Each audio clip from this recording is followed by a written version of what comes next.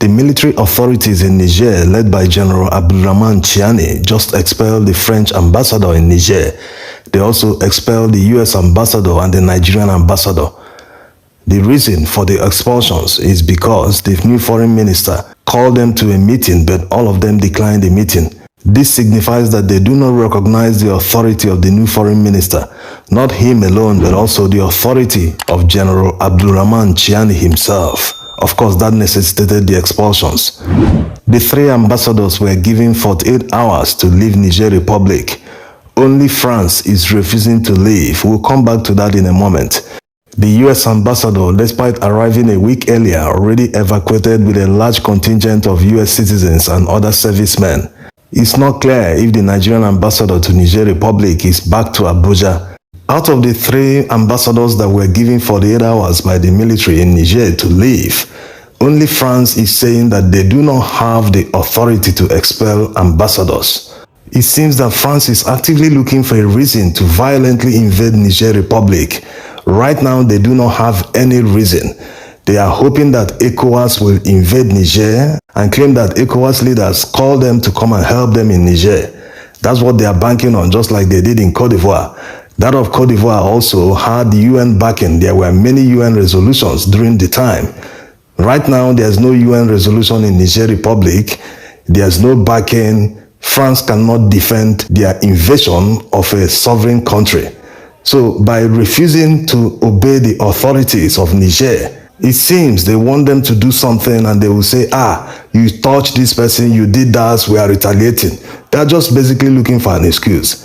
The first time, immediately the military guys took over power in Niger, they told them that they have withdrawn from all the military agreements Niger signed with France, that they should close down their military bases and leave their country.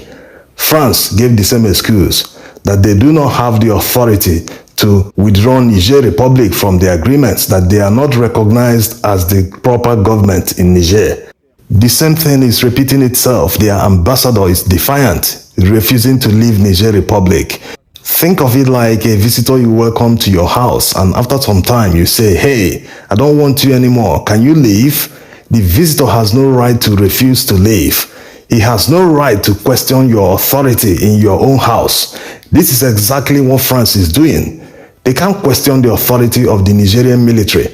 Yes, they staged a coup, which is against the law in Niger, but it's only against the law when it's not successful.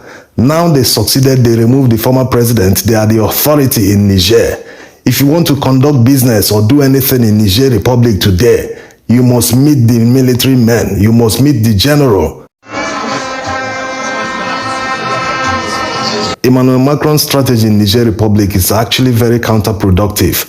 What are his aims and objectives? He can't refuse to negotiate with the military guys and still refuse to leave Niger. He's simply creating an unnecessary standoff, which shows that his ultimate intention is to violently remove them, no matter the cost. The Nigerian military will capitalize on their refusal to leave and use that to galvanize their citizens more in their support. Even people who don't support the military in Niger might be forced to support them now just to show solidarity and patriotism. Because Niger is a sovereign country, no matter how you feel about the military takeover. Power abhors a vacuum. The people in power in Niger today are the military. It's not Bazoum. You can't wish that away. Even some democratic governments in some francophone countries that France supports, some of them have done many things that can be equated or even worse than a military coup. What did France do? Nothing. They continue to support them. Simply because these leaders can be pushed around. They can get whatever they want from these kind of leaders. So the military being in power in Niger is not about democracy, just that they can't negotiate with them. Military boys are always stubborn, they are hard to negotiate with.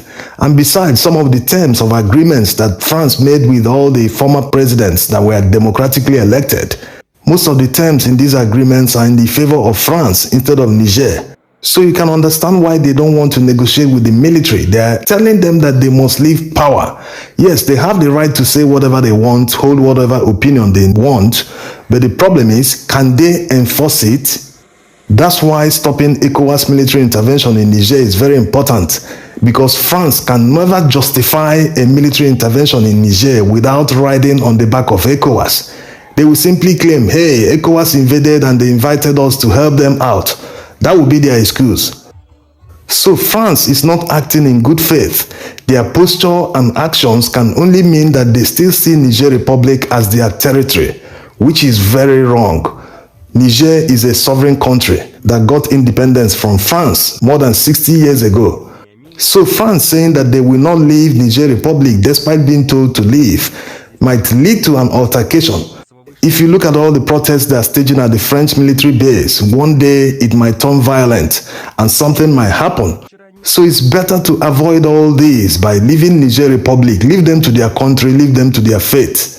Maybe in the nearest future when they have a democratically elected government, you can come back again and negotiate. But for now, it is better to leave. Don't make it very open to the world to know that you can't live without Niger, that the French economy can't survive without Niger Republic, because that's the level, that's the understanding, that's what France is trying to tell the world. How can you say that they don't have the authority? Who has the authority in Niger? Is it Bazoum or is it Macron?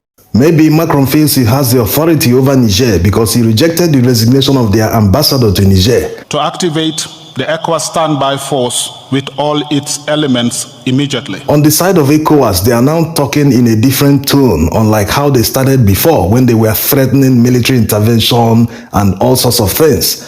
Now they are saying they believe in a peaceful resolution. The ECOWAS Commission President, while making the statement, concluded by saying, "But if peaceful means fail, ECOWAS cannot just fold its hands. All measures will be taken as the heads of state, as the authority of heads of state have decided." They still don't get it. This still sounds like they want to impose their will on Niger. Is it because Niger is a poor country?